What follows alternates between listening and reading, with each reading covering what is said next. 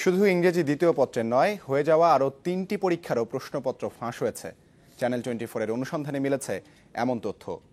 উচ্চ মাধ্যমিক পরীক্ষায় অংশ নেওয়া শিক্ষার্থীরা বলছেন, বাংলা প্রথম পত্র পরীক্ষা সৃজনশীল হওয়ায় ফাঁস হওয়া প্রশ্নের উপর তেমন আগ্রহ ছিল না তাদের। তবে বাংলা দ্বিতীয় এবং ইংরেজি প্রথম পত্র পরীক্ষার প্রশ্ন শিক্ষার্থীদের হাতে পৌঁছেছে ফেসবুক কিংবা মোবাইলে SMS এর মাধ্যমে।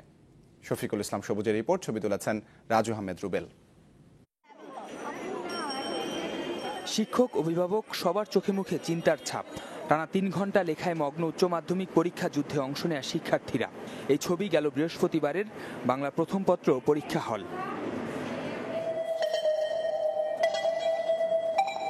অংশ নেয়া শিক্ষার্থীদের এই মগ্নতা অনেকেরই ভেঙেছে রবিবার বাংলা দ্বিতীয় পত্র পরীক্ষার দিন। কেননা পরীক্ষার আগেই অনেক শিক্ষার্থীর হাতে পৌঁছে গেছে প্রশ্নপত্র।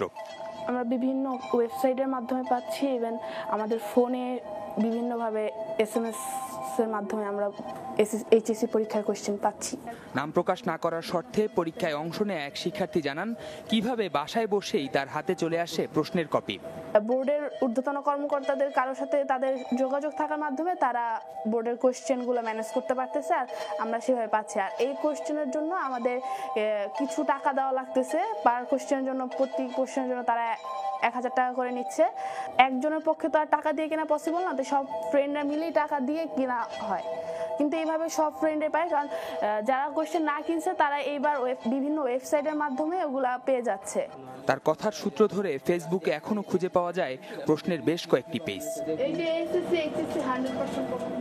শুধু কি ইন্টারনেট, SMS এর মাধ্যমে শিক্ষার্থীর হাতে একদিন আগে 7 এপ্রিল সোমবার রাত 11টা 5 মিনিটে ইংরেজি প্রথম পত্রের প্রশ্ন, যেখানে দেখা যায় পরদিন 8 এপ্রিল মঙ্গলবার হয়ে যাওয়া ইংরেজি প্রথম পত্রের প্রশ্নের সাথে যার হুবহু মিল। পুরো প্রশ্নপত্রই মোবাইলের এক SMS এ।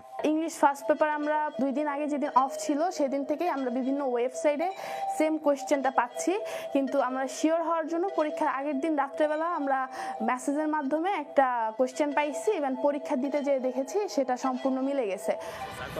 প্রশ্নপত্র যেন এখন ডাল ভাত।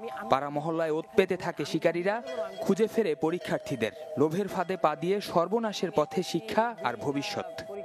পরীক্ষার আগের রাতে কিছু সিনিয়র পার্সন আর কি এলাকার কিভাবে প্রশ্ন আনে তা তো আমরা জানি না। আমরা কিছু টাকার বিনিময়ে 5000 টাকা 6000 টাকা এরকম কিছু কন্টাক্টে তারা প্রশ্ন দিয়ে যায়।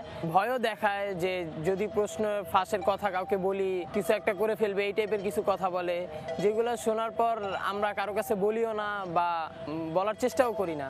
শিক্ষার্থী হিসেবে হ্যাঁ, এটা ঠিক না। সবাই যেহেতু এভাবে, আর ভয়ভীতির কারণ ওই একটু জানলে একটু বেশি জানায় টাকার মাধ্যমে। এক সময় নকলের মহোৎসব পরীক্ষাকে যেমন পরিণত করেছিল উপহাসে, আজ তেমনি প্রশ্ন ফাঁসের মতো ঘটনা অনিশ্চয়তার মুখে ফেলেছে লক্ষ শিক্ষার্থীর ভবিষ্যৎকে। শিক্ষা জীবনের গুরুত্বপূর্ণ ধাপ হচ্ছে উচ্চ মাধ্যমিক। এবার সে উচ্চ মাধ্যমিক পরীক্ষারই প্রশ্নপত্র ফাঁসের ঘটনা ঘটেছে। আর এই ঘটনার কারণে পরীক্ষা স্থগিত করতে বাধ্য হয়েছে কর্তৃপক্ষের কাছ থেকে বরাবরের মতো এবারও আশ্বাস মিলেছে এই ঘটনার সঙ্গে যারা জড়িত তাদের বিচারের আওতায় আনা হবে। কিন্তু আমাদের অতীত বলে না, এর আগে এমন ঘটনার সঙ্গে যারা জড়িত ছিল তাদের শাস্তি দেওয়া গেছে। তাই এবার কিন্তু একটা প্রশ্ন থেকেই যায়, এই ঘটনার সঙ্গে যারা জড়িত কিংবা এই ঘটনার নেপথ্যে যারা, তাদেরকে কি বিচারের আওতায় আনা সম্ভব হবে? শফিকুল ইসলাম সবুজ, চ্যানেল 24, ঢাকা।